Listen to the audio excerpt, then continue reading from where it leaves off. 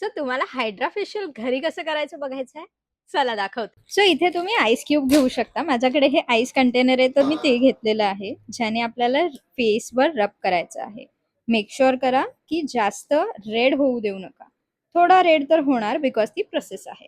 Next step आहे, तुम्हाला एका टोमॅटोवर कॉफी पावडर घ्यायची आहे. ती व्यवस्थित रब करून घ्यायची आहे. रबिंग झाल्यानंतर मेक शुअर करा की तुम्ही हाताने पण त्याला व्यवस्थित स्क्रब कराल, जसं मी इथे दाखवतेय. आणि त्यानंतर हे तुम्हाला ॲटलीस्ट 5 मिनिटं ड्राय होईपर्यंत ठेवायचं आहे. मग मस्त फेस वॉश करून यायचा आहे. आणि येतो थर्ड स्टेप, जो आहे मेन इन्ग्रेडियंट्स. सो मी तुम्हाला सांगते याच्यात काय काय मी यूज केलं आहे.